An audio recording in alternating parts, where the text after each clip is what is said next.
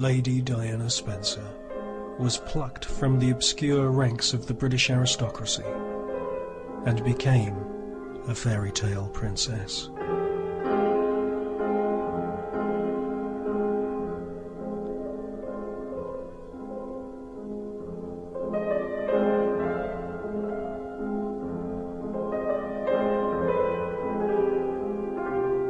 Then suddenly, in August 1997, Diana's life came to an end. The world stood still as news of Diana's car crash reverberated around the world's media. But what the official history books will not tell you is that on the very day of that fateful crash in Paris, rumours circulated that Diana had been assassinated by British military intelligence or the American CIA.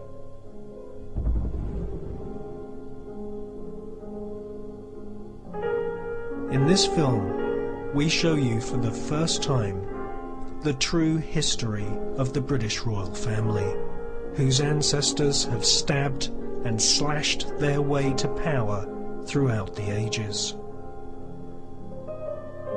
You'll see how Diana was bred from birth for her role to serve the royal family, and how Prince Charles callously continued his love affair with Camilla Parker Bowles throughout his marriage to Diana, and how Diana had to search her apartment in Kensington Palace for listening devices placed by MI5, who then distributed secretly taped and edited private phone conversations to the media in order to discredit Diana's public image. For the first time, we reveal details of the bungled attempt by MI5 to murder Camilla Parker Bowles just weeks before Diana's car crash in Paris. We also exclusively reveal that the black Mercedes carrying Princess Diana had previously been stolen at gunpoint, and that the engine management microchip had been replaced so that the car could be controlled remotely. We also interview the authors of a new book, Diana, the Hidden Evidence, which reveals that MI5 and MI6 officers had advance warning of the crash which killed Princess Diana, her companion Dodi Al-Fayed, and the driver Henri Paul. Join us now on a quest for the truth, and find out how Diana, Princess of Wales, was murdered by the monarchy.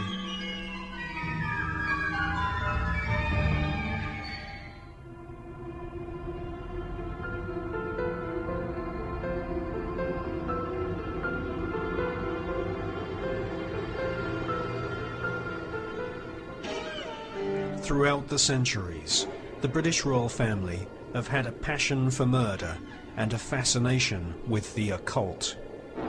Whilst innocent country folk were persecuted for devil worship in medieval Britain, the royal family played host to astrologers, alchemists and magicians such as John Dee, Francis Bacon and Isaac Newton.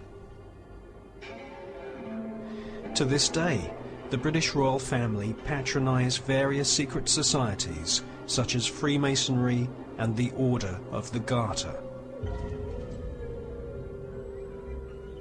Freemasonry is a global cult which forces members to reenact murder, undergo a mock funeral, and requires all who take part to swear blood-curdling oaths of allegiance to the Masonic god Yarbulon. Reverend John Lawrence wrote a book called Freemasonry, Is It a Religion? His conclusions were that Freemasonry is a cult which worships a tripantheon god, most definitely not the god of the Holy Bible. The Masonic god is inspired by the mythical spirit of Baal, the ancient devil. As a member of the royal family, Princess Diana was surrounded by Freemasons. Queen Elizabeth II is Grand Patroness of English Freemasonry, and the Duke of Edinburgh has been a Master Mason since 1952. Living under the same roof as Diana at Kensington Palace is Britain's most senior royal Freemason, the Duke of Kent. Seen here leading a grand Masonic ceremony, the Duke of Kent was installed as Grand Master of British Freemasonry by the Earl of Scarborough in 1964. Every Mason swears blood oaths of allegiance to his fellow brothers. A Mason must support his fellow brothers even if he is in full knowledge of wrongdoing by his brethren. The dangers you have escaped are those of stabbing and strangling. In every strata of British government, there are Masons who will carry out illegal duties, such as murder, on behalf of the royal family. Your own death by stabbing, and the brother that held it would have remained firm and done his duty. There are over 600,000 Masons in Britain today, many of them directly serving the royal family in the government, armed forces, and in the secret services. One of the most powerful factions within Freemasonry are the Knights of Malta. They wear the Maltese cross around their necks. As Diana was led up the aisle, she was entering a world dominated by Masonic tradition of skullduggery, black magic, and murder. The ancestors of Prince Charles were often fascinated with witchcraft. King James I wrote an authoritative book on the subject called Demonologies. Prior to Henry VIII's reign, Jeanne of Navarre, widow of King Henry IV of England, was accused of having used witchcraft to seek the death of her stepson Henry V. Jeanne of Navarre was convicted without a trial, largely on evidence given by her chaplain. Some historians have suggested that Jeanne of Navarre was a member of a well-organized coven of witches based in the heart of the British royal family. To this very day, in the Royal Palace of Westminster, seat of Her Majesty's government, blood-curdling oaths and secret rituals are acted out by members of Parliament and the Queen's Privy Councillors at the New Welcome Masonic Lodge.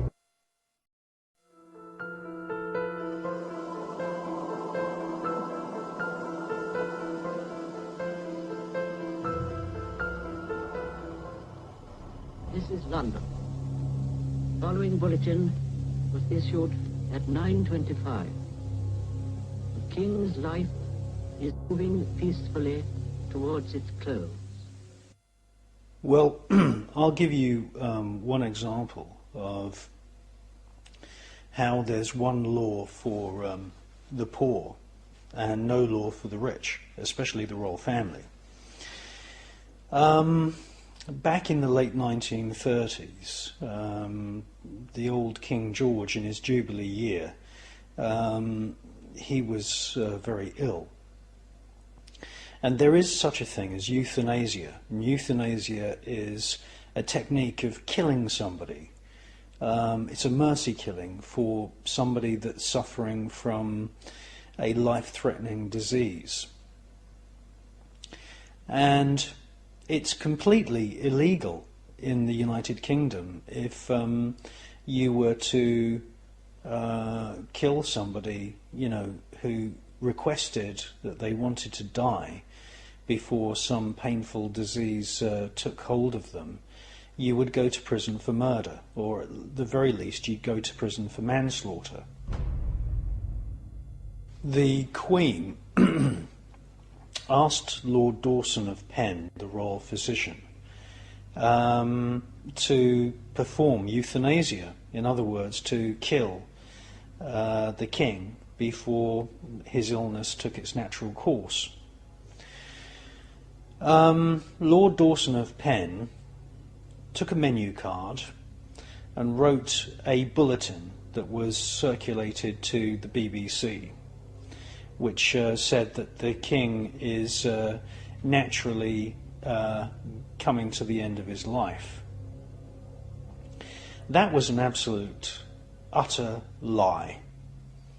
What happened is that Lord Dawson of Penn filled 2 syringes, one syringe full of cocaine, and the other syringe was full of morphine, which is an opium. Morphine is very, very similar to heroin. And amazingly, instructed the nurse to inject King George with these 2 syringes into his jugular vein. The nurse refused. So Lord Dawson of Penn took these syringes and injected the king himself.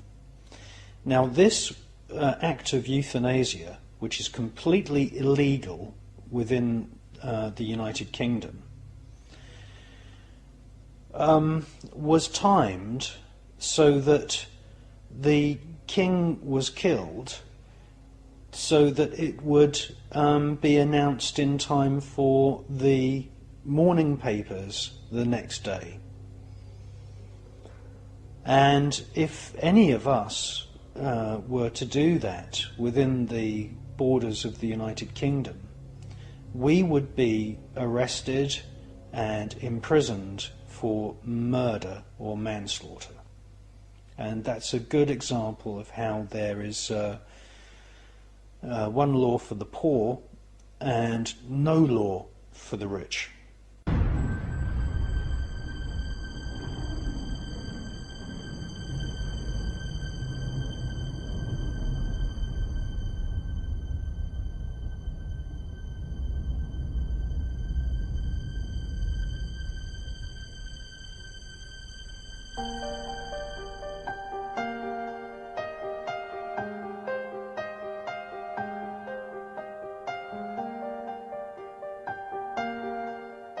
The marriage was, you know, a marriage made in heaven as far as the media were concerned. The Sun newspaper, which was started by Rupert Murdoch, wasn't that old. In 1981, when the royal engagement was announced, by Rupert Murdoch wasn't that old. In 1981, when the royal engagement was announced, the Sun newspaper, I think, had only been in publication for about 20 odd years.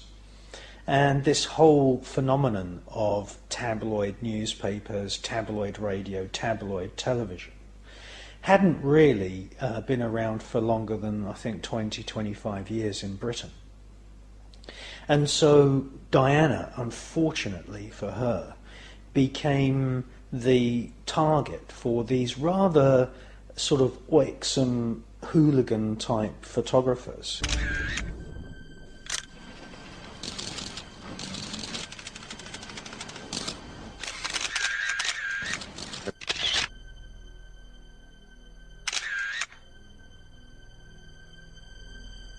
That kind of journalism, I mean, you can't even really call that any, you can't, that's not journalism at all. In actual fact, these men who work for the tabloid press, who hounded Diana, you couldn't even describe these people as serious photographers. What I consider a photographer is somebody like Yves Bertrand, the French photographer who does these amazing aerial photographs of different places on planet Earth.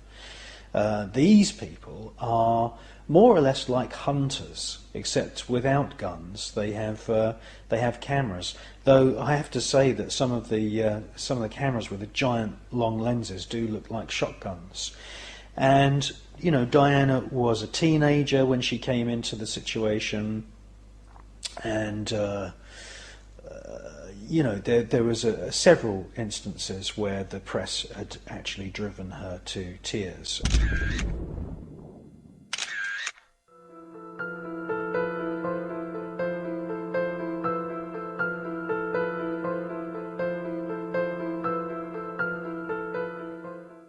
While the early years of the Charles and Di marriage are going on, it's very, very interesting because Prince Philip made, quite a few politically incorrect remarks, which I'm sure many of us know about. Allegedly, he described Chinese people as slitty-eyed bastards during a state visit. I believe it was to the Great Wall of China.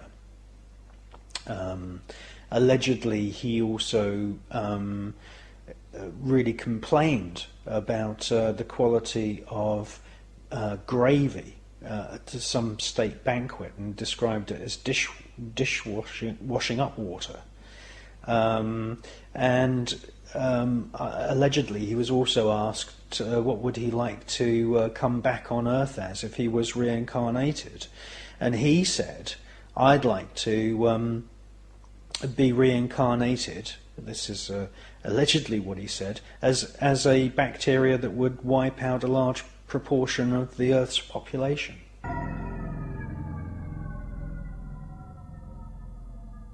Prince Philip is not Greek. That is a complete fallacy. His family are actually German.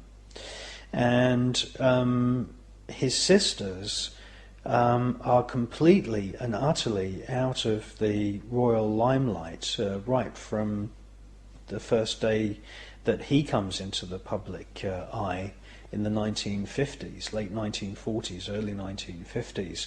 And his sisters married senior Nazis. Now, Prince Philip was the subject of a documentary which was broadcast 4 years ago on Channel 4 television in Great Britain. And he was a playboy, a classic royal playboy. And this documentary portrayed him as going to, sort of the jet set sort of parties of that era. And he was friendly with Stephen Ward. Now, Stephen Ward was a gentleman in, the sort of swinging 60s who used to procure rather attractive young ladies for escorting members of the aristocracy to parties, cocktail evenings, dances, and this kind of thing. One of the young ladies that Stephen Ward procured for one of his friends was a lady called Christine Keeler.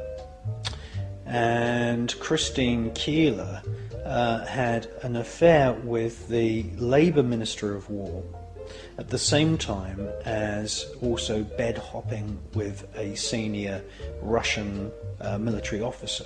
And this is right in the middle of the Cold War.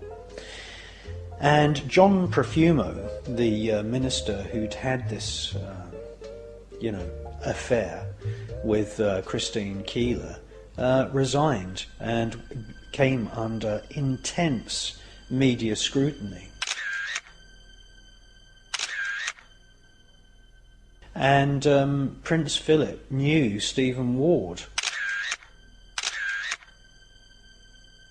And Stephen Ward was the man who was responsible for procuring the services of Christine Keeler for John Profumo.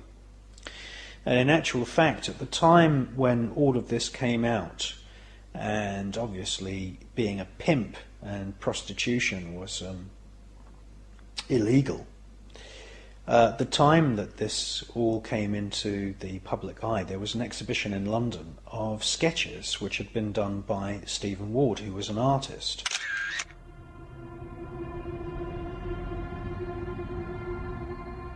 They were sketches which had been done at Buckingham Palace of members of the royal family, which proves that Stephen Ward, this society pimp, if you like, was very well connected with the royal family and with other people working at Buckingham Palace.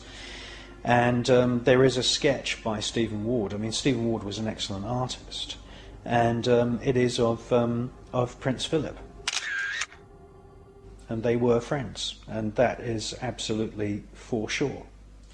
So with the newspapers going to town and being extremely interested in the extramarital activities of John Profumo, and trying to piece together the actual story of all of these high society parties with these working class call girls being brought in by Stephen Ward, the royal family obviously panicked. They didn't want anything to do at all with Stephen Ward, who'd been arrested and was in the dock for racketeering, pimping prostitutes. So they sent Anthony Blunt, who is the Queen's nephew and the curator of the Queen's private art collection, down to the gallery that was exhibiting the sketches by Stephen Ward, and gave Anthony Blunt all of the money to buy those sketches. Now, what's really an eye-opener is that Anthony Blunt was a KGB agent, and he was later outed as such, and he was loyal to Lenin and Leninists, and he was a Trotskyite, and he was actually a mole inside Buckingham Palace, feeding information about the royal family back to the communists in Russia. What transpired is that rather conveniently, Stephen Ward committed suicide. Now, what's transpired in recent years is that we've now found out that Stephen Ward was not only friends with the royal family, he was an occultist, and he was interested in black magic. And for part of his life he was living in a small cottage on a private estate called the Cliveden Estate, which is owned by the Astor family, who are a very, very well-to-do, well-established branch of the British aristocracy. And after Stephen Ward's death, I mean, I won't call it suicide, because I think that Stephen Ward was killed in order to stop the Profumo affair from getting any more dangerous for the royal family. After Stephen Ward's death, the Astor family actually paid a Catholic priest to visit the cottage where Stephen Ward had lived. And the reason they did that is because there was ghost activity there. Apparently there'd been lots of seances and rituals done there as part of these high society gatherings. And as anybody who has experimented with the Ouija board knows, if you don't do the whole thing properly and put the spirits to sleep, they hang around. And the cottage that Stephen Ward had occupied on the Cliveden estate had become haunted. And the Catholic priest made a comment, which is on record, and he said that the dark forces, the spiritual black forces that he encountered during the exorcism were the darkest, most powerful forces that he had ever experienced in all of his years working as an exorcist.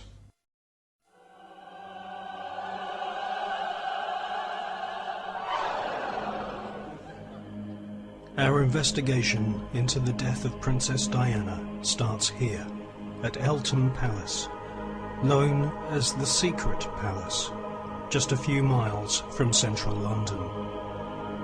This is where the young Henry VIII grew up, and several centuries later, when the palace was occupied by the wealthy Courtaulds family, Eltham Palace became the headquarters of an organisation which evolved into what we now call MI6, Overseas British Military Intelligence.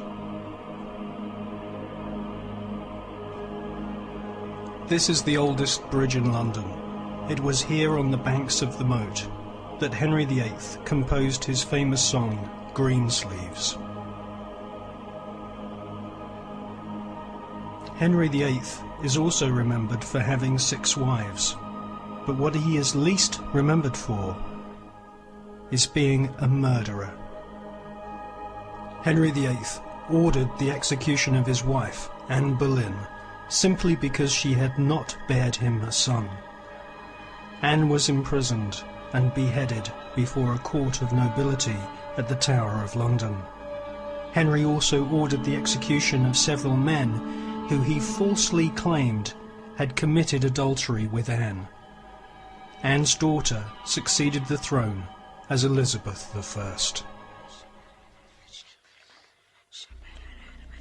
In September 1560, 2 years into her reign, the 27-year-old Queen Elizabeth I was implicated in a suspected murder of Lady Robert Dudley, the wife of Lord Robert Dudley, who was Queen Elizabeth's secret lover.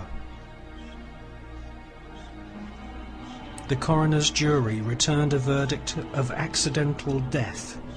Queen Elizabeth made Lord Dudley the Earl of Leicester, but they never married, for fear of the mass speculation and suspicions throughout Britain, causing them both to be accused of murder. On the 1st of February 1587, Queen Elizabeth I ordered the execution of her half-sister, Mary, Queen of Scots.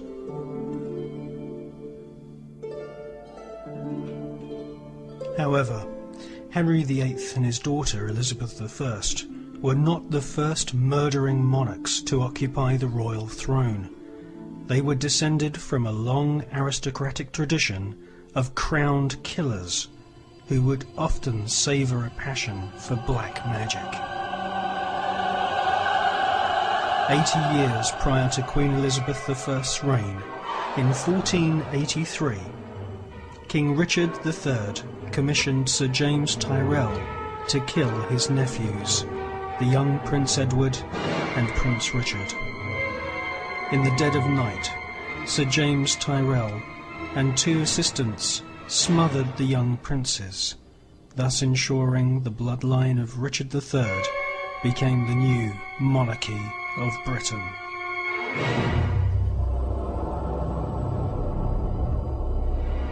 Prior to King Richard murdering the 2 young princes, in 1477, the Duke of Clarence said that his brother, King Edward, practiced the... In 1477, the Duke of Clarence said that his brother, King Edward, practiced the black arts and used his knowledge of witchcraft to concoct poisons for the king's enemies.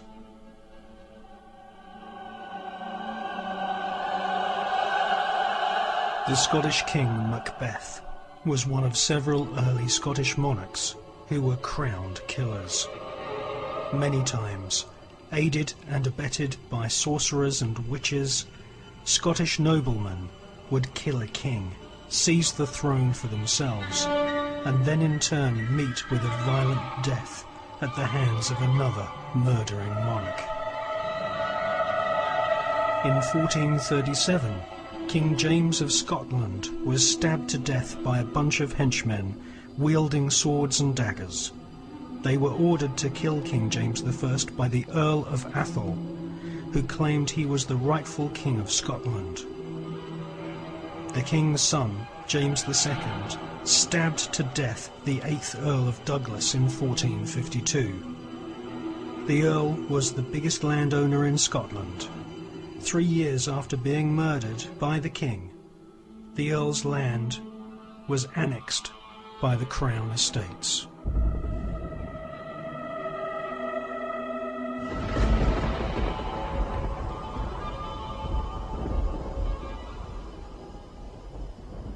Well, I knew at one point today that we were going to discuss the subject of treason.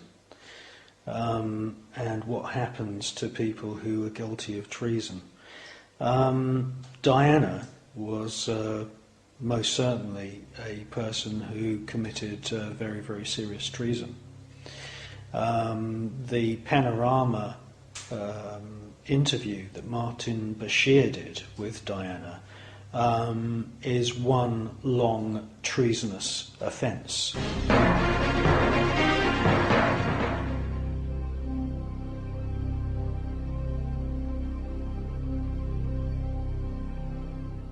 I think that if Diana had not committed treason, if she had not made that panorama documentary, then the chances are that she would still be alive to this day. Well, what I've done is I've brought along a few books today that are from my own personal collection. I've got a huge library. Some of my books go back to the medieval era, 12th, 13th, 14th, 15th, 16th century manuscripts and that kind of thing. And there is this whole notion that was suggested in David Icke's book, The Biggest Secret, which really portrayed the crash in the tunnel as being the beginning of a whole ritual sacrifice of Diana. And of course, people that were guilty of treason were ritually sacrificed. And I made a film recently in my series of Illuminati films called Murdered by the Monarchy. And in that film you can see the terrible ritual killing of people who had their bodies cut into different pieces, and they used to cut the heart of the traitor out and put this on display publicly, and parts of the body of the traitor were distributed for various rituals amongst the aristocratic and royal nobility, the elite of Europe. And you know, people say to me, it's not true, is it, that royal people are involved in black magic? Well, I just laugh at that, because the whole of the European royal elite, the aristocratic, noble, political, leading elite of society, throughout the whole of history, have been involved in the occult. And so I've brought a few books along today to just illustrate some of the most notorious black magician type characters that have populated the ranks of royal families and the nobility and the aristocracy throughout the ages. So I think we'll just have a look at them here. This is the castle, the famous castle at Taufouge in France, which was previously the home of a very wealthy man called Gilles de Retz, or Gilles de Retz. Now, he was the Marshal of France, a very successful military career. He retired at an early age in his mid-20s, and he then took on the study of black magic in this castle. And he was a member of the nobility. He'd formerly assisted Joan of Arc in her campaigns against the British. And he performed black magic rituals in this castle with the help of an Italian priest called Preletti. And so many children were going missing wherever Gilles de Retz appeared, that eventually his black magic came under the scrutiny of the authorities, and he was eventually arrested, tortured, and executed. And he was executed on charges of taking no less than 150 children, though it's quite likely that he was responsible for the sacrifice, the killing, and sadomasochistic black magic rituals with these children, probably in the number of thousands and thousands of children. And this kind of thing is still going on in France and Belgium and the United Kingdom amongst the nobility to this day. And we know this because there was a famous case in Belgium recently. A chap called Marc Dutroux was arrested, and he was found in possession of keys to dungeons which were located under houses in suburban areas in Belgium. And these children were kept imprisoned. They'd been snatched, and these children were just some of the literally millions of people that go missing every year. And Marc Dutroux's confession alleges that all he was doing was procuring children for sadomasochistic use by very, very wealthy people in Belgium. He claims that certain members of the European nobility were involved. And of course the word sadomasochism, or the term sadomasochism, sado is from the name of Sade, the Marquis de Sade, who's another member of the French nobility, and he used to, get young girls from local villages and used to partake in sadomasochistic, horrible, evil kind of soirees. This is the famous Madame de Montespan, who was the mistress of King Louis XIV of France. Ms. Montespan actually hired a black magician to put a spell on the king's wife to ensure that the king's wife would never have any children. She was also the employer of a priest who used to perform black masses. This priest was called Abbé Guibourg, and he used to perform various black masses for members of nobility and perform sacrifices of children with a naked woman laying on the altar. And again we see this link between royalty and sacrifice.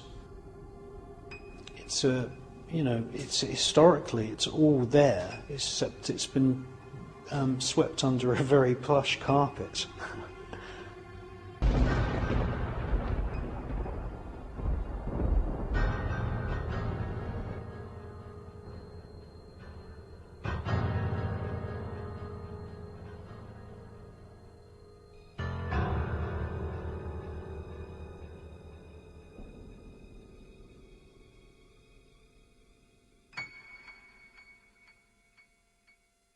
Well, Hampton Court Palace is one of the most haunted places, not only in Britain, but in the entire world. And it was the official palace, the official residence of the royal family. It was originally built in the 1200s, and then it was massively added to in the 1500s. And many famous royal people have had their homes at Hampton Court.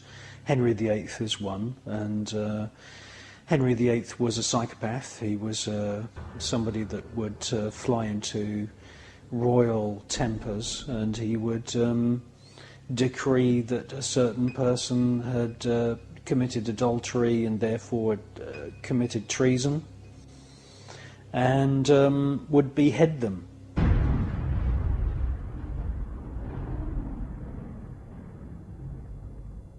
Not a very nice chap at all, Henry VIII, even though he wrote a good piece of music called Greensleeves. Now, one of his wives that he accused of being adulterous and therefore being treasonous was a woman called Catherine Howard. And Catherine Howard realised as soon as that she had been accused of adultery, she knew that she was going to have her head cut off. So she ran to see the king to plead mercy for him, but she never made it because the palace guards arrested her and dragged her away. And still to this day, from time to time, you can hear the screams of the ghost of Catherine Howard. And she was dragged away through a part of the palace which is now called the Haunted Gallery.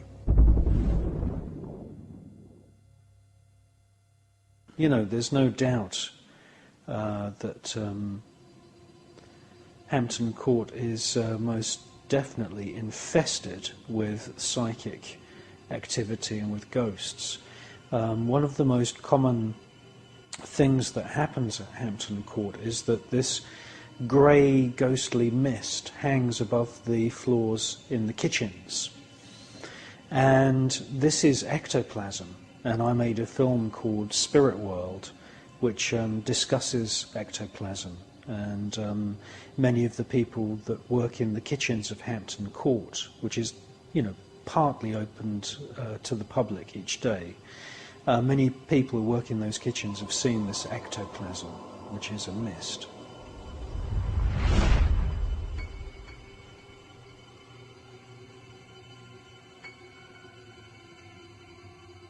Hampton Court is a gigantic structure. It's a gigantic royal palace. It's more than 1,000 individual rooms. Now, one of these rooms were recently discovered.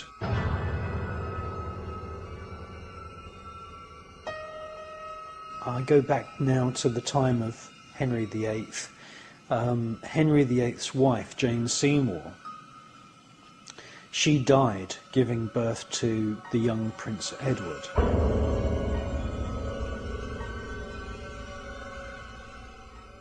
The young prince had a nurse who was called Mrs. Penn, and this is in the 1500s, and she was buried actually inside Hampton Court grounds at the old chapel. But in the 1800s, that chapel was demolished and her grave was disturbed. And from that moment onwards, workmen kept hearing this kind of constant whirring sound coming from behind a wall in Hampton Court Palace. So eventually a decision was made to actually tear this wall down and find out what was the source of this whirring sound. Well, as soon as they pulled the wall down, the sound stopped. But they found a room, a previously forgotten small room, a small chamber. And inside that chamber was a spinning wheel, exactly the same type of spinning wheel that Mrs. Penn, the nurse of the young Prince Edward, had used when she was alive.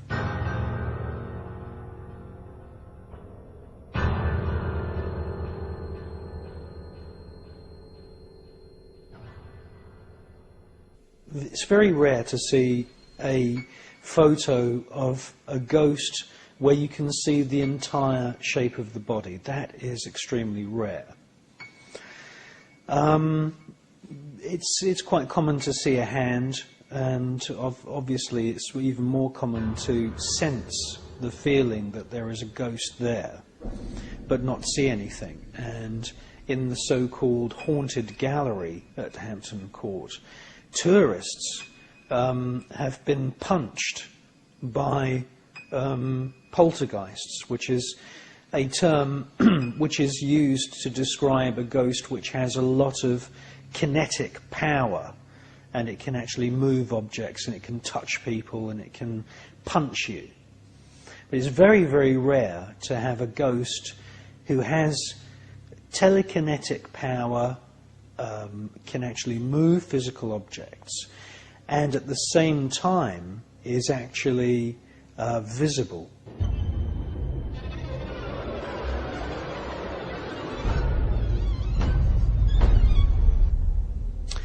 Now, in October 2003, a very, very strange incident occurred. On the first day, alarms went off in a part of Hampton Court which is used for exhibitions. And these alarms are linked to fire escape doors.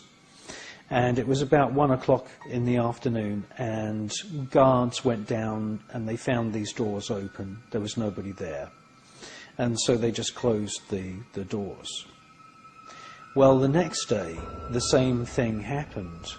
At the same time, about 1 p.m. lunchtime. This is in full daylight.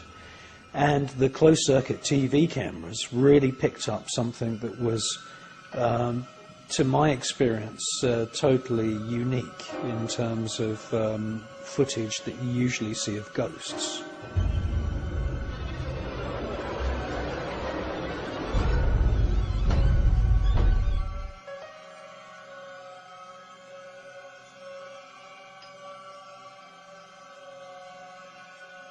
The footage wasn't released to the public for 2 months. It came to be in the public domain in December 2003. It makes me wonder what was going on for 2 months with people, I dare say, analysing this footage. If that is a ghost, I have to say, having made a full-on feature-length documentary called Spirit World, all about spirits and ectoplasm and electronic voice phenomena and hauntings, I have to say that this piece of footage from Hampton Court Palace, if that is a ghost, is the world's singular most incredible piece of ghost footage.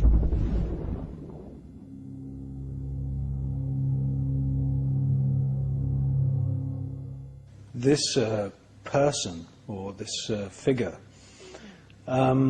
is displaying tremendous power to make those doors fly open and then to slam them shut with such force that one of the doors actually bounces back open again.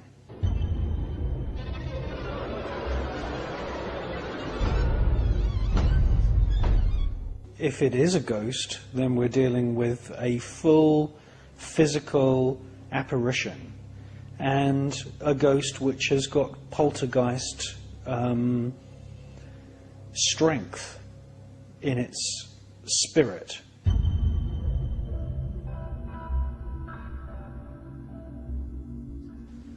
It takes a huge amount of energy for a spirit to manifest itself into a visible form.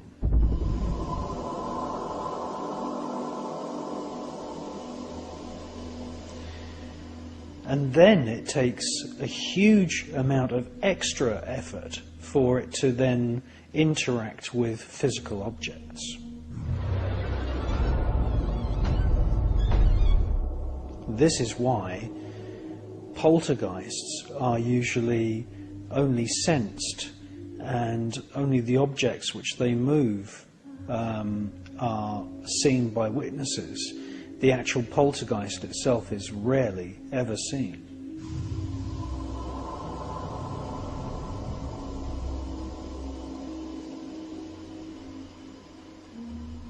Well, the other question, of course, is could this just be a person? Now, there are tour guides at Hampton Court Palace who dress in period costumes, and I visited the palace in the winter of 2004. I got there and it was fairly dark, but they were still doing these tours with the tour guides dressed in traditional costume holding lanterns. Now, the costumes which I saw bear no resemblance to the clothes which this strange character is seen wearing. In actual fact, the robes which the figure is wearing are really the kinds of robes that an alchemist or a magician of the 16th century or of the medieval era, somebody like Agrippa or Abraham the Jew, these magicians wore robes exactly like we see in the video footage from the closed-circuit TV camera.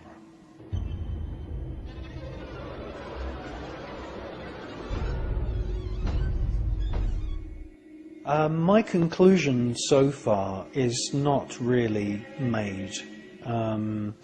What I would say at this point is that 4 years have passed. If this was a tour guide or it was somebody having a practical joke at the palace, there's been more than enough time for that to come to light.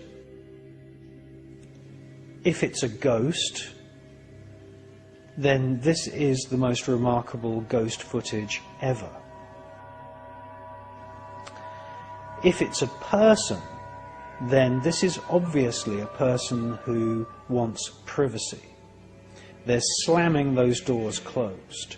Their demeanour, their movements suggest that they are in a huff. They're in a, there's no time to lose, slam those doors, get back inside kind of attitude.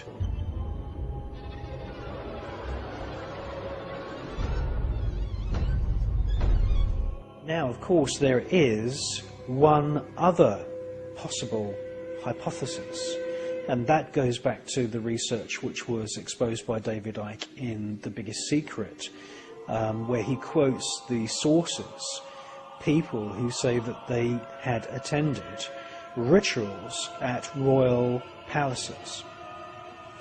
And Hampton Court is one of these places which is steeped in the history of the royal bloodline of Great Britain.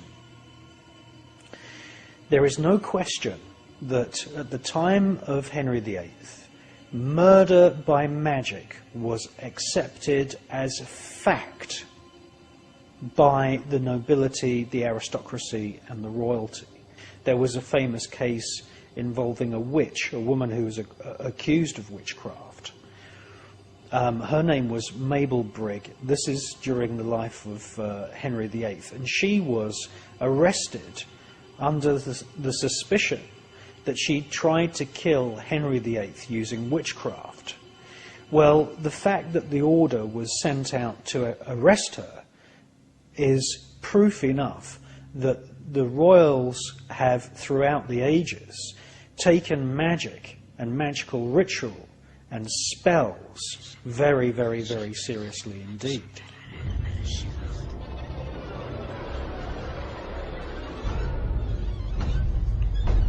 So, this could be somebody, a person, dressed as a medieval magician, dressed in actual fact in the same kind of robes that are described by the eyewitnesses that supplied information to David Icke for his book The Biggest Secret. This could be a person who's partaking in a magical ritual which is taking place inside a royal palace.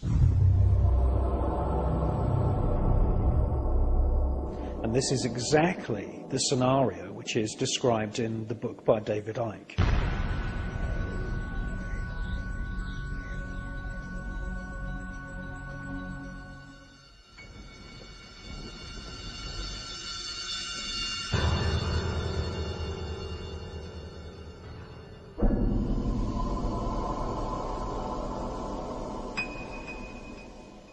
It's no accident that the Queen's, present Queen's grandmother is a direct descendant from the sister of Vlad Dracul, on whom the Dracula stories are named, are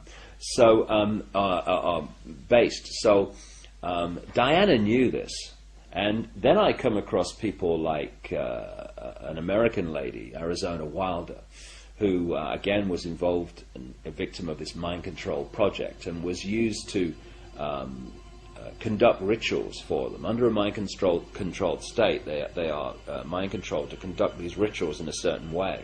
And these were taking place on royal properties in Scotland? Yes, exactly, in Balmoral, and there's a particular place in Belgium which is known as the Mothers of Darkness Castle, which is funnily located in the same area that child murder and satanic ring was based that came to light clearly involving the establishment figures of Belgium and was a massive cover-up.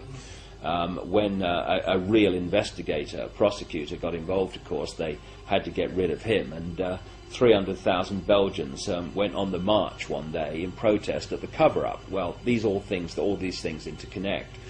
And she told me that she and another two of such people have told me the same story, that she was actually in Britain at rituals at which Diana was being abused in part of these rituals in a mind-controlled state, because there's no question whatsoever that when you talk to the people I've talked to, that Princess Diana was one of the victims of mind control. One of the things that they do is they mind control the children of the aristocratic families, again for a reason we've discussed, which is the Illuminati mind, which is different to the regular run of human mind. It cannot stand the thought that it's not controlling events. Therefore, it does not want cuckoos in the bloodline nest. Therefore, it makes sure that the kids undergo mind control from an early age, which is why so many of these aristocratic families are so bloody dysfunctional, because they're all kind of, had their minds played with. They're bred from birth to serve a role. Exactly.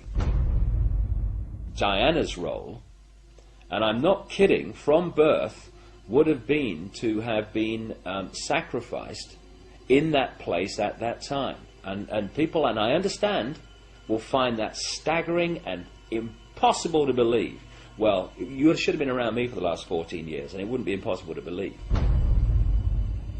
And her other role was to had her genes to the Windsors, because if we want to get really bizarre, the Windsors are not, like these Illuminati bloodlines in general, are not the same DNA as the rest of the global population.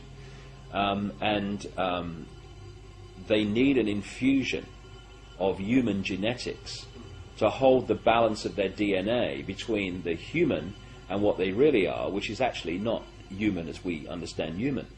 And what was happening, as Christine Fitzgerald, this close confidant of Diana for 9 years, explained to me, was that the genes of the Windsors were getting too imbalanced to the non-human side. And it was going to become clear within a very few generations that they weren't all that they seemed to be. And what they needed was an infusion of human genes. And as I've written in my books for years, and so many insiders have told me, and others, the key genetics that these people like to interbreed with are blonde-haired, blue-eyed people.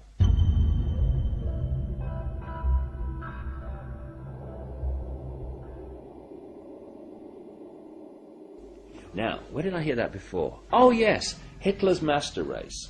And they want to preserve this master race because they need to keep interbreeding with that genetics. So yeah, exactly. Those traits with the Spencer family. Exactly. So what happens?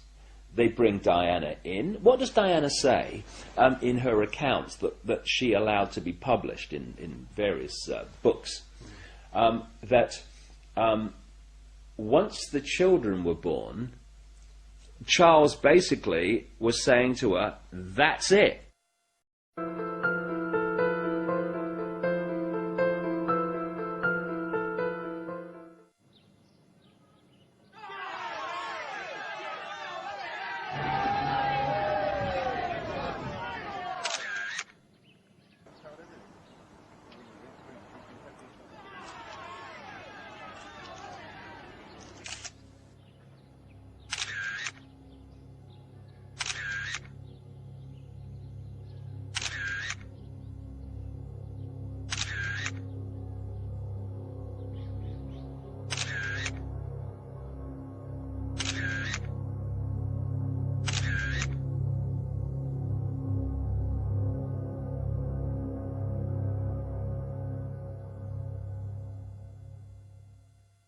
It seems to me that if anyone should have come under intense media scrutiny, it should have been Prince Philip for having his links with the Profumo affair, or it should have been the Queen, where one of her close relatives was a KGB agent.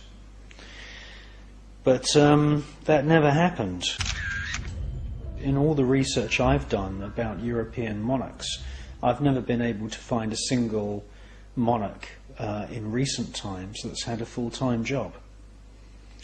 When you analyse what they do, what takes up their time in terms of the royal diary is really patronising military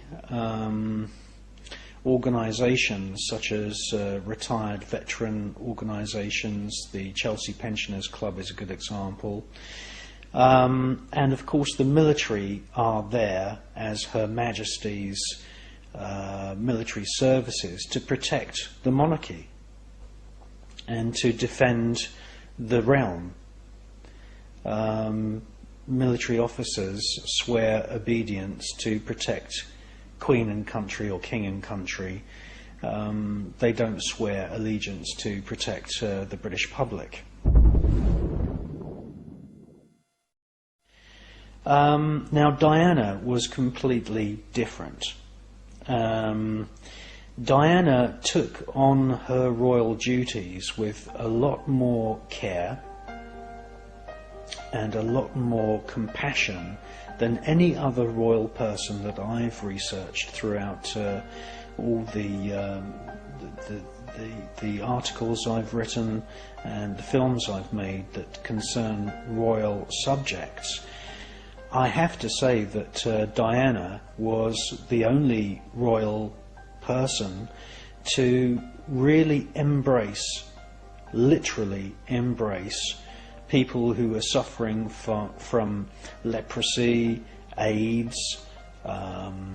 She used to take her children to shelters where women who'd been battered by their husbands were given refuge. She used to take the young princes out onto the streets and show them what life was like for homeless people. On several foreign visits, Diana used to request that she could meet with children in hospitals suffering from illnesses, and children who'd suffered loss of limbs through landmines and this kind of thing. And on more than one occasion, Diana was seen crying and showing real empathy with those children. And this really brought her into the collective bosom of everyone on the planet. She was the world's most photographed woman. She was a member of what can only be described as the richest royal dynasty the world has ever known.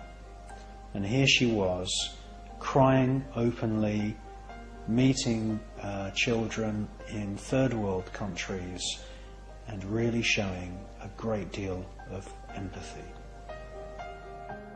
I've never ever come across any other royal person that did that.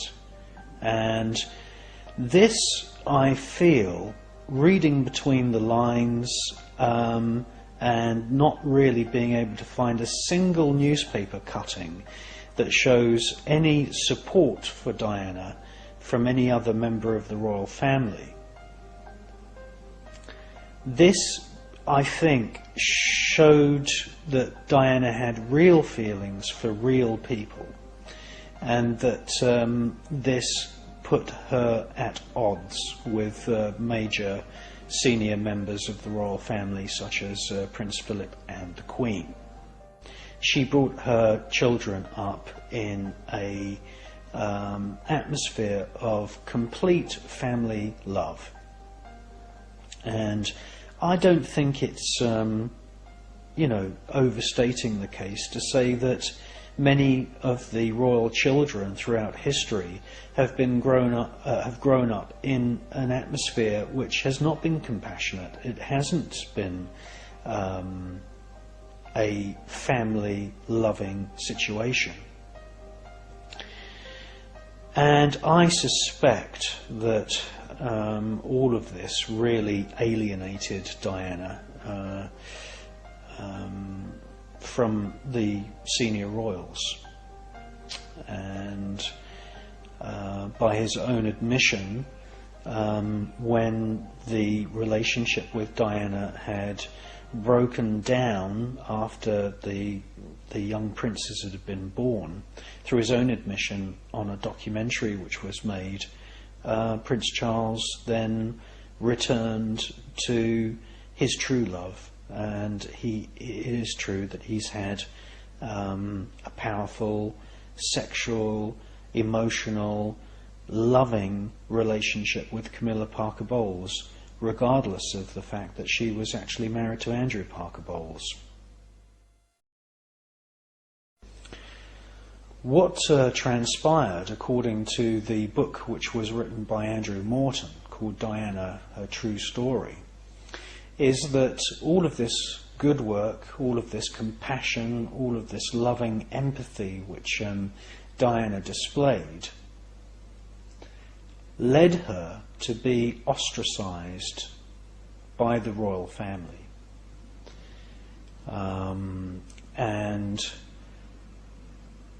It seems to me that the more that she cared, and the more that she wore her heart on her sleeve, and the more that she showed that she had great respect for people like Mother Teresa, the more the royal family tried to ignore her. It's one thing being successful in the public eye, as she was with all of her charity work. It's quite another thing to be a failure in the eyes of the senior royals when you're at home with them. And I think that this dichotomy created an inattention with Diana and a dis-ease with the royal family. And dis-ease causes stress and tension, and dis-ease is actually disease. And according to the book by Andrew Morton, Diana used to suffer from bulimia. And bulimia is a very, very serious disorder, as is anorexia. And all credit to Diana, she actually publicly admitted that via the Andrew Morton book, and she fought through it, and she started on a regime of exercise.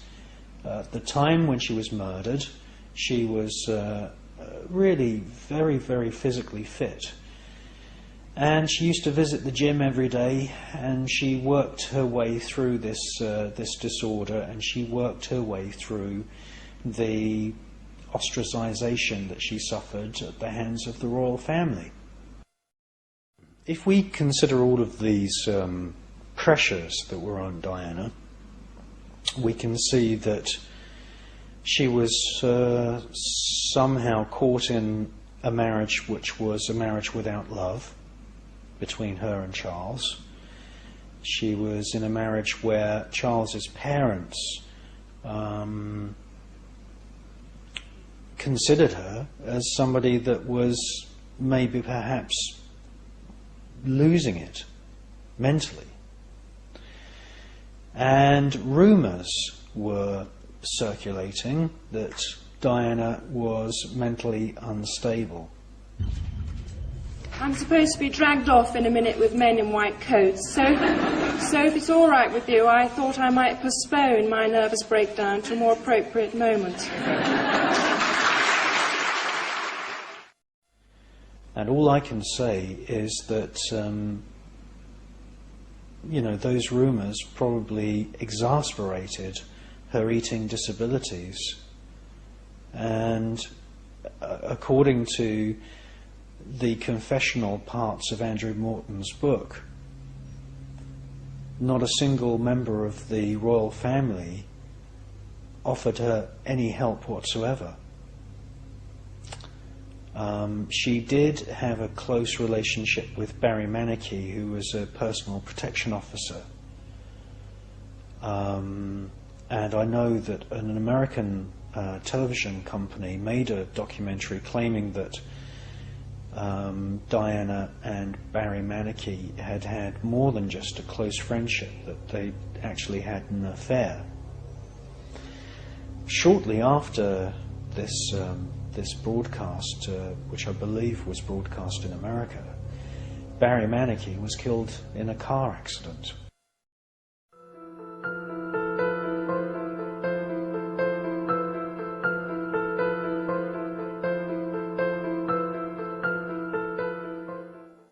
She came to the point where she wanted to go through the process of writing this down, and her cathartic process led to the publication of an entire book, which was ghostwritten for Diana by Andrew Morton. And transcripts were smuggled out of Kensington Palace, and her butler, her loyal butler, Paul Burrell, actually writes in his book, which is called A Royal Duty, how there were these clandestine deliveries of transcripts of passages of the book, which was published under the title Diana, Her True Story, and these transcripts were smuggled out in their shopping basket on a bicycle. Now, the publication of that book, I feel that it must have been the last nail in the coffin for Diana. From that point onwards, I suspect that there was a war, an emotional, economic, marital war that was taking place behind closed doors at Kensington Palace and at Buckingham Palace and at Highgrove, which is the country residence of Prince Charles.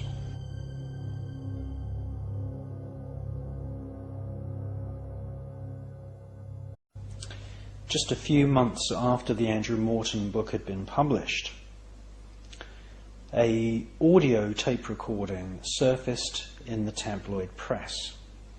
And these tapes famously became known as the Diana-gate tapes, which is a reference to Watergate, which is the scandal uncovered by two reporters for the Washington Post that eventually brought down the Nixon administration in America. So they called these audio recordings of Diana's telephone conversations the Diana-gate tapes. Now, I've gone through the transcripts of these tapes very carefully that were published in the tabloid press at the time.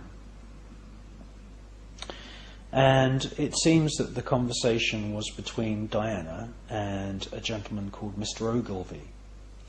Now, what's interesting is that when you read the actual substance of what was said,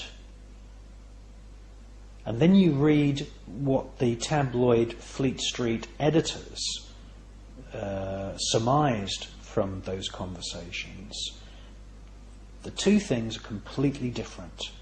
The tabloid editors sensationalized the situation and made out that Diana was actually having some rampant love affair with Mr. Ogilvy. And as far as I'm aware, that was not clearly the case. Now, every member of the royal family actually has a secret code word. They have a code name.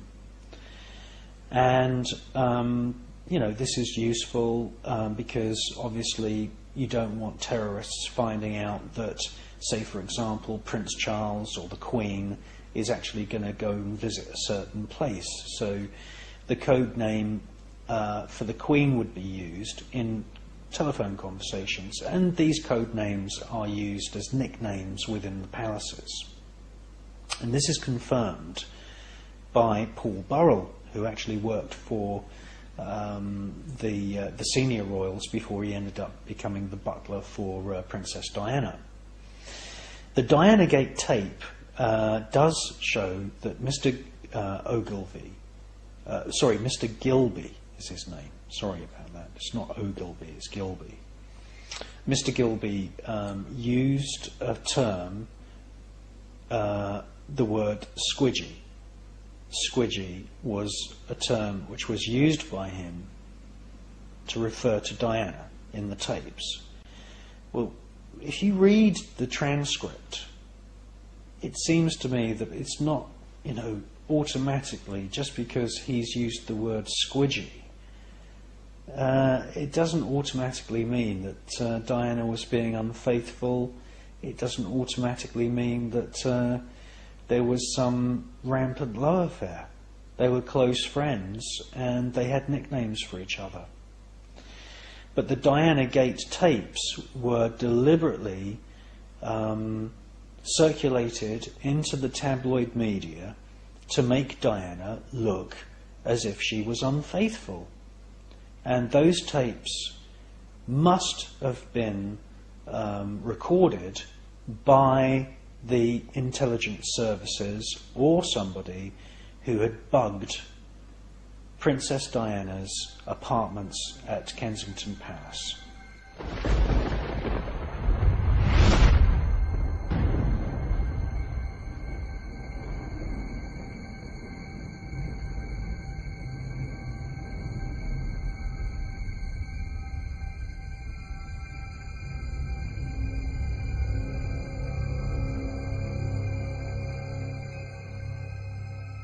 And after these taped conversations appeared in the press, Diana would actually put on a disguise.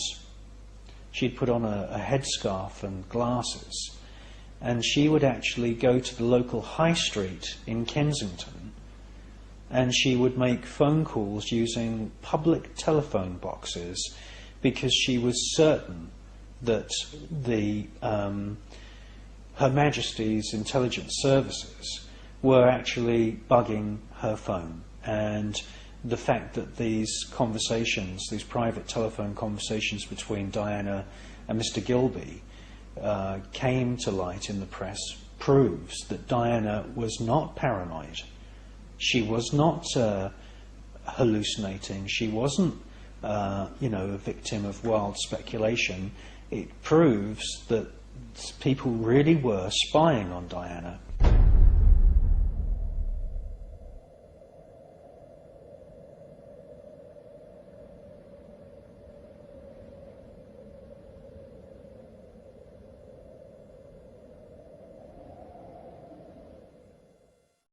The tapes were obviously recorded by a member of Her Majesty's Secret Services.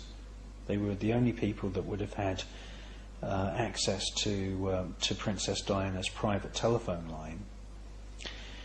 And we can see from the glum expressions during the trip to Korea that the marriage had been destroyed.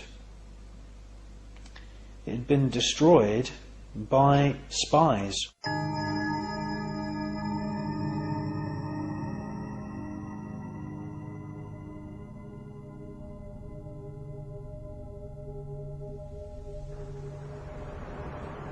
I wish to inform the House that Buckingham Palace are at this moment issuing the following statement. It reads as follows. It is announced from Buckingham Palace that, with regret, the Prince and Princess of Wales have decided to separate.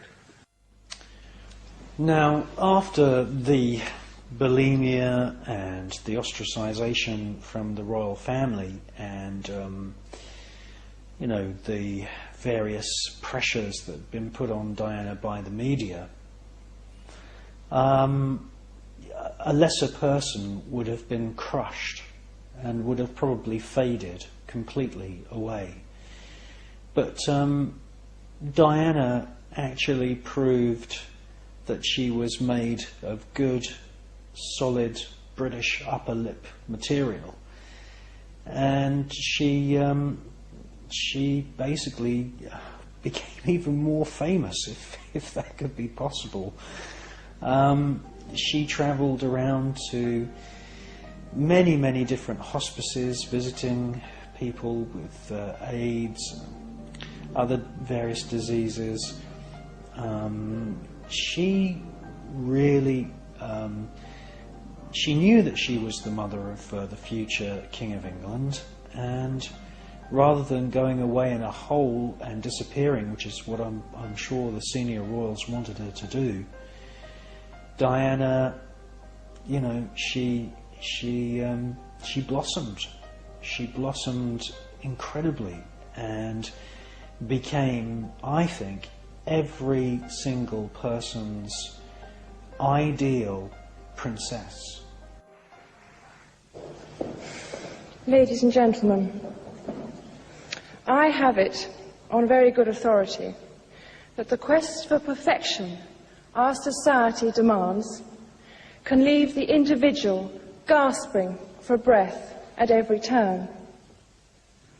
From early childhood, many had felt they were expected to be perfect, but didn't feel they had the right to express their true feelings to those around them. Feelings of guilt, of self-revulsion, and low personal esteem, creating in them a compulsion to dissolve like a disprin and disappear. And she was using her charisma and the worldwide media attention to bring a focus on subjects which the royal family, I'm sure, were very annoyed to be brought into the public spotlight. And one of those things was her campaign against the landmines. Very huge corporations are involved in the landmine manufacturing business, the landmine clearing industry. And it's no secret that throughout history, the investment portfolio of various royals have included investments in companies that manufacture landmines, guns and weapons. What then transpired is, after Diana had become even more famous through all these public engagements, is that somebody, obviously with Diana's best interests at heart, somebody who I suspect was working for MI5, the internal intelligence service of Her Majesty's government, actually gave the tabloid media a recorded conversation between Prince Charles and Camilla Parker Bowles. Scandalous, explicit, a right royal shocker. The Charles and Camilla... It became known as the Tampax tape because at one point the person who seemingly seems to be Prince Charles in these audio recordings says, I wish I was a Tampax, meaning I wish I was, you know, inserted into your vagina. And obviously this created an immense amount of media interest in the relationship between Prince Charles and Camilla, and more people, more members of the public became aware that Camilla had been a love interest, a passionate love interest of Prince Charles long before Diana was on the scene. And the so-called Tampax tape with Charles and Camilla just exasperated the situation. What then happened after Diana had decided to take a back seat and not be so much in the public eye, which is what she wanted. The tabloid media turned their attentions to Camilla Parker Bowles, and all of a sudden the public were informed in more detail about her marriage to Andrew Parker Bowles and the longevity of the relationship, the loving relationship that Camilla Parker Bowles had had with Prince Charles. And it's very, very sad, because Camilla Parker Bowles, shortly before the car crash in Paris that killed Princess Diana, shortly before then, Camilla Parker Bowles was herself involved in a traffic accident in the West Country, near a house in Wiltshire, in England. And it's still an interesting thing. We must cover that in this film, because the car collided and Camilla Parker Bowles fled the scene. Now, there is a law in most countries in Europe that if you're involved in a car accident and there's another person who's been injured, you mustn't leave the scene. You mustn't. You have every responsibility to stay at the scene, call the emergency services if you can. And she fled and she ran into the woods. And I've heard rumours, I don't know whether this is speculation or whatever, but there were rumours that she'd fled into the woods because she felt that she might have been killed, and that possibly that the car crash was actually an orchestrated event.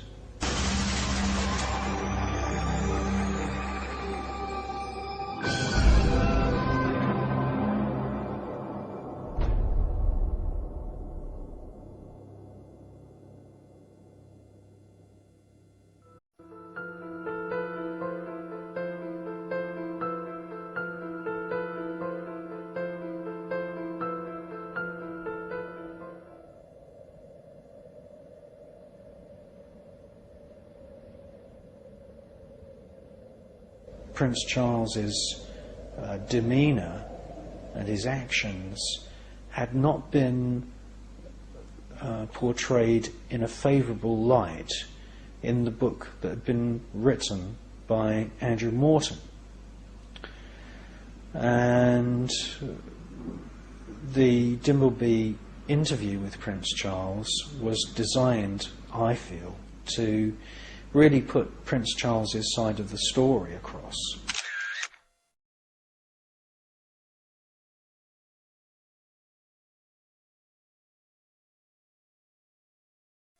But on the date that the Dimbleby interview with Prince Charles was broadcast on British television, there was a public function that Diana had been invited to, and she appeared in a fantastic black evening gown and absolutely stunned the world's media, and in a way diffused and took away a lot of public attention away from the broadcast, which I'm sure was designed to rebuild Prince Charles's public image. Silly Productions present a horror film.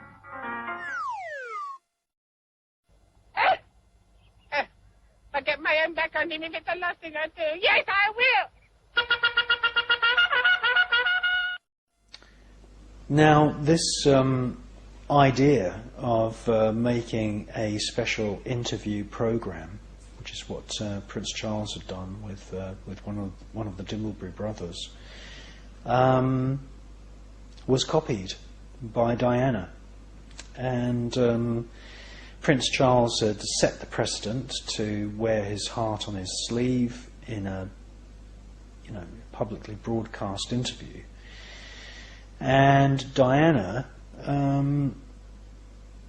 basically thought, well, if Prince Charles is going to do that and try and put his side of the story using television, then I shall do the same thing. And what transpired, this is very, very shortly before Diana was murdered, is that the BBC's flagship current affairs weekly program called Panorama showed an incredibly honest and in-depth interview with Diana.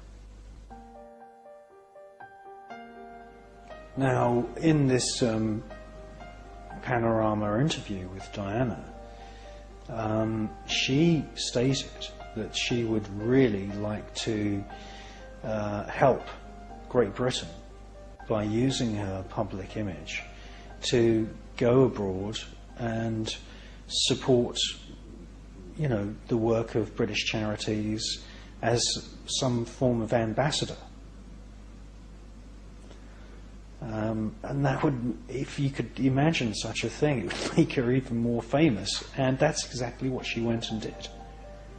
After the Panorama broadcast, the months leading up to her murder, Princess Diana really stepped up her campaign against landmines, and she visited war zones, ex-war war zones, and for the first time, people on the street really understood the damage, the horrendous emotional and physical horror of landmines.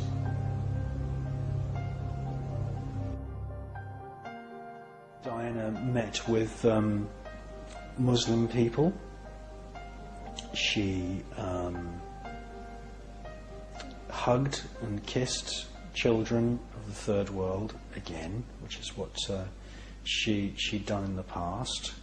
But this time it was an exercise where she was really using her will, she was using her worldwide public profile to damage the landmine industry, which is worth hundreds and hundreds of millions of pounds. A landmine can be purchased in bulk for as little as £40. Now, estimates vary, but at the moment we believe that there's something like 20 to 30 million landmines in stock in the world. So, you know, the investment is colossal. If you take the average price of £40 per landmine, times £40 by 25 million, you can see that what Diana was trying to do was to try and really alleviate the suffering that landmines caused, and in doing so bring down an industry worth hundreds of millions of pounds.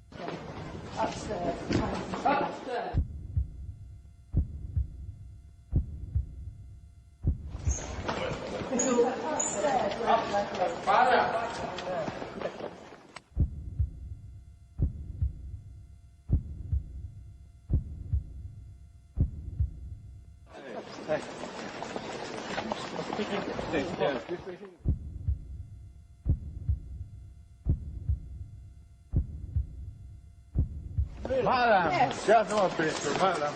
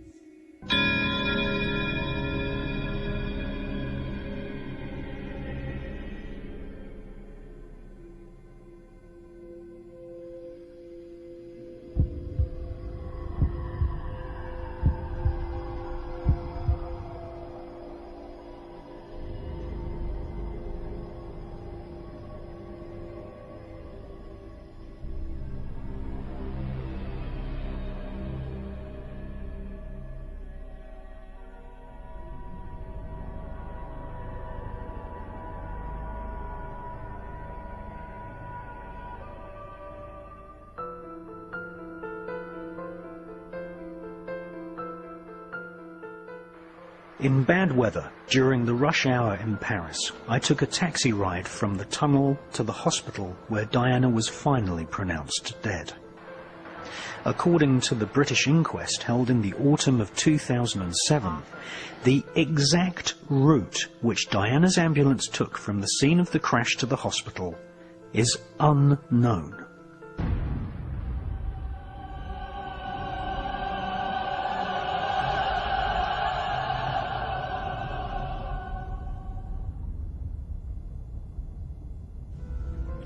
So, I asked my taxi driver to take what, in his experience, was the shortest and most direct route from the tunnel to the hospital.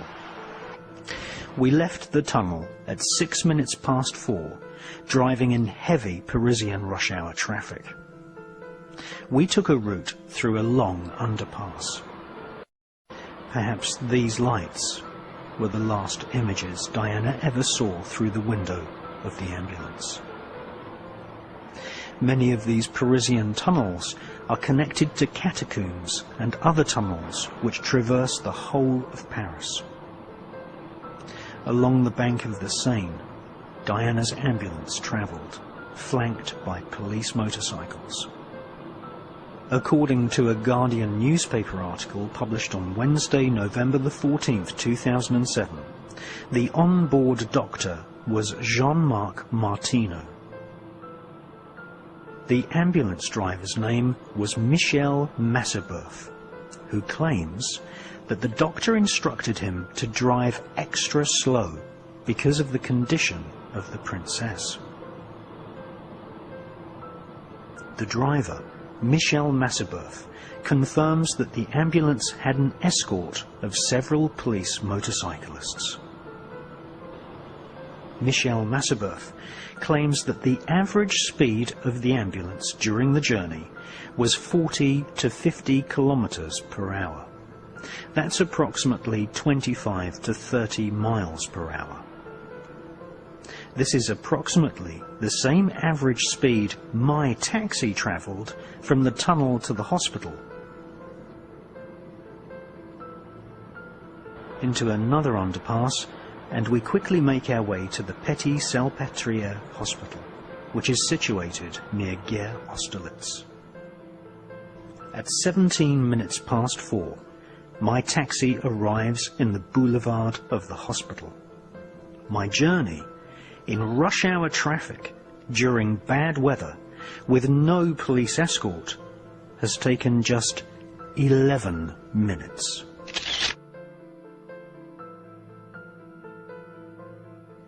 Diana's ambulance took more than 1 hour and 40 minutes to do the same journey. According to the ambulance driver, he was ordered by the doctor in the back of the ambulance to stop and park outside the gardens of a natural history museum because Diana was in a critical condition.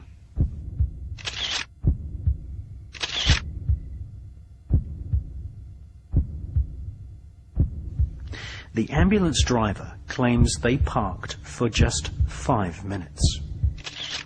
The hospital entrance, where professional emergency staff had all the latest equipment standing by to help Diana, was actually in view of the parked ambulance. In fact, you can walk from the hospital entrance to the place where the ambulance parked in less than 2 minutes.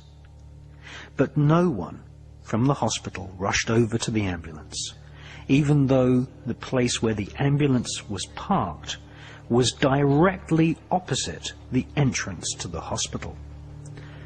Why did an 11-minute journey take nearly 2 hours?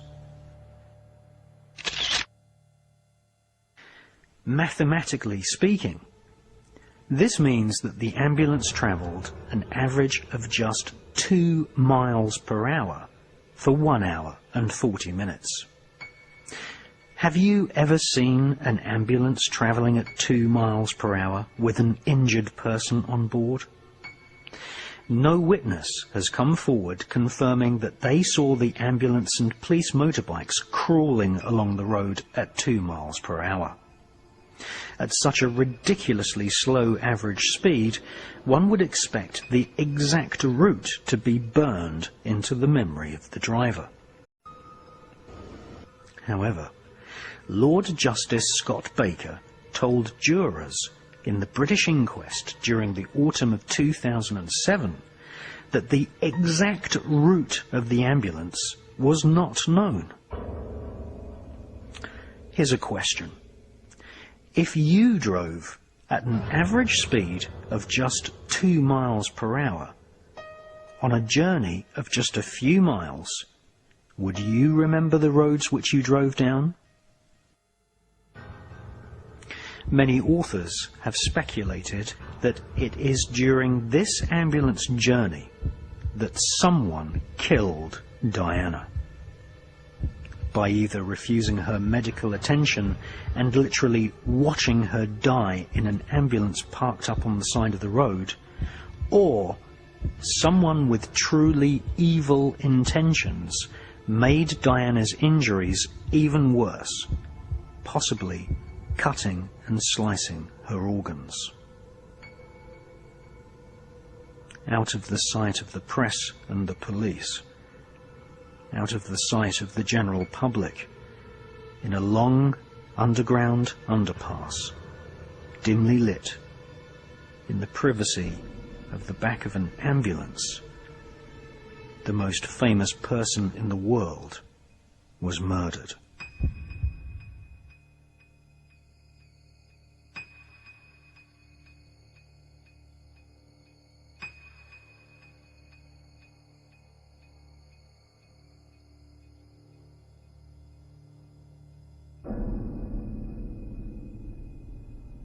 Once admitted to the hospital, Diana was soon pronounced dead.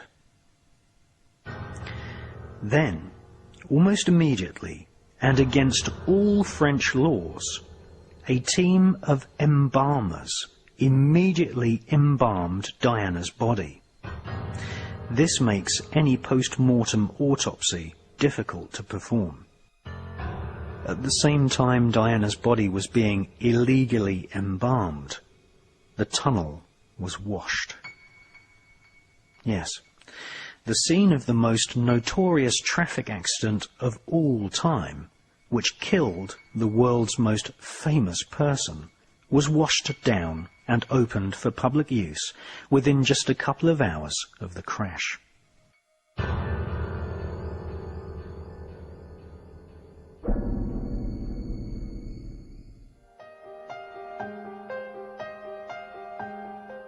The scene of the crime was cleansed.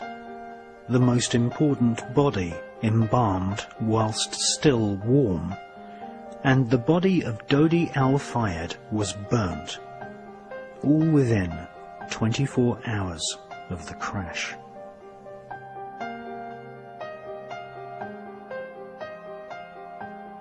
History repeats itself.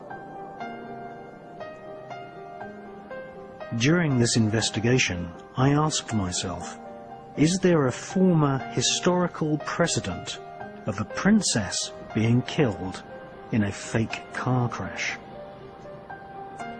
Surprisingly, I found yes, there is a historical precedent of a princess being killed in a fake car accident, and it also happened in France.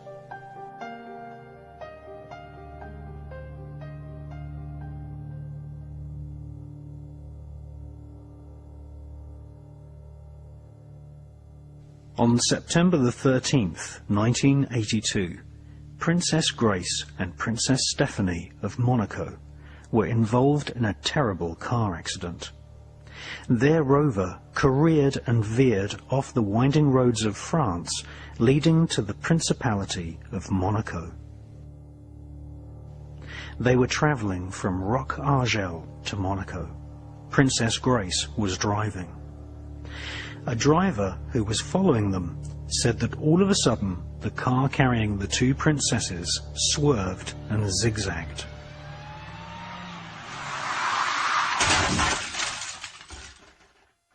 Princess Stephanie was able to get out of the car when it finally stopped rolling, and she suffered a few injuries. However, her mother, Princess Grace of Monaco, wasn't so lucky. Princess Grace was found unconscious inside the car. Some people that lived near the site of the accident rescued and took Princess Grace out of the vehicle. An ambulance came and took the princess to the Central Hospital in Monaco. Princess Grace went through a series of studies and a CAT scan. Due to her condition, doctors said nothing else could be done, and her life support system was terminated.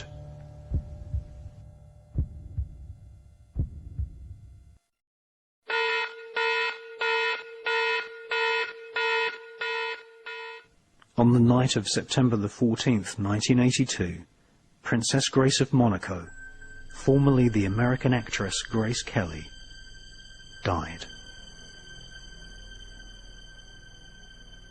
Some authors alleged that this was an act of medical euthanasia or even medical homicide.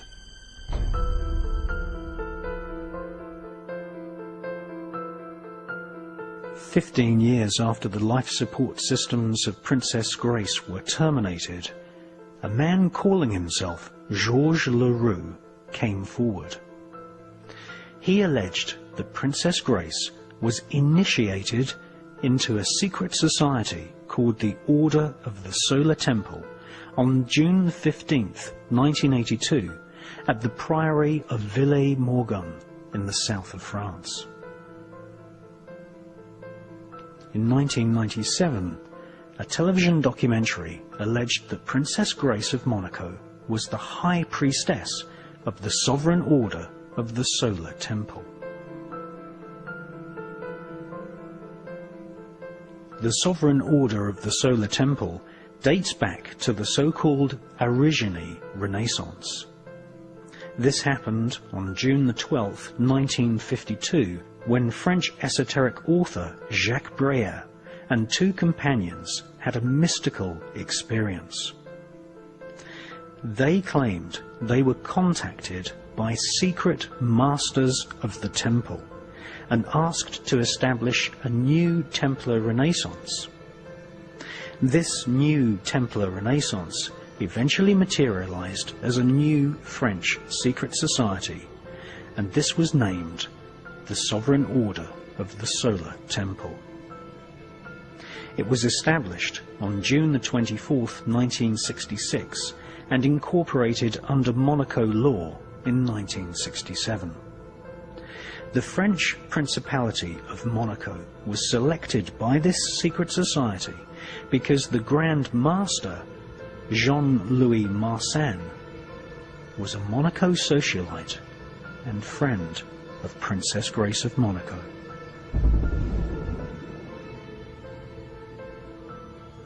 According to various TV documentaries, there was more than one version of the Sovereign Order of the Solar Temple. Princess Grace of Monaco gave millions and millions of dollars to the Solar Temple. However, she soon became disillusioned with the teachings of this secret society.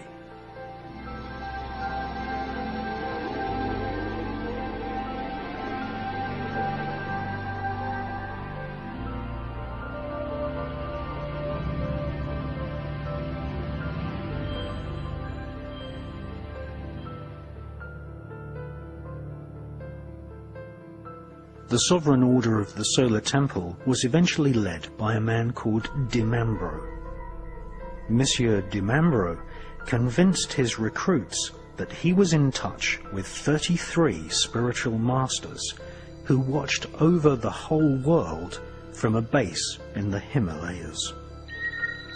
He also told the followers of the Sovereign Order of the Solar Temple that they were reincarnated from biblical figures or saints.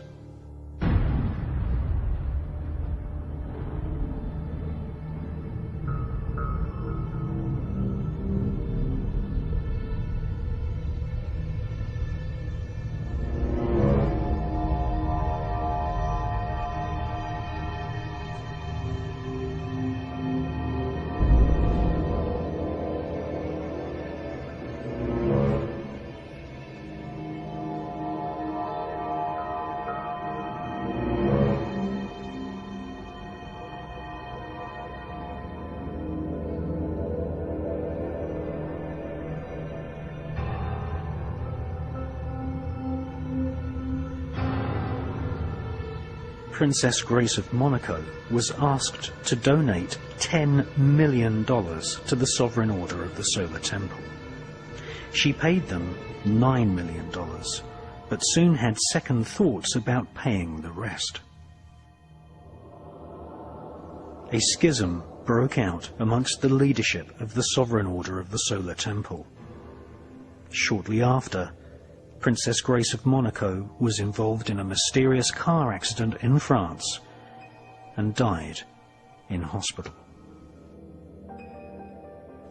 After Princess Grace of Monaco's life support system was turned off, her body was laid out in the palace chapel, and mourners from all over the world visited to pay their respects. Sent on her first ever public engagement, representing the British royal family alone, a young British teenage girl stared into the face of the dead Princess Grace of Monaco. She was staring at a princess who had been killed by a car crash in mysterious circumstances. That young British teenage girl was Diana, who, 15 years later, would also be a princess who would die in a car crash in mysterious circumstances in France.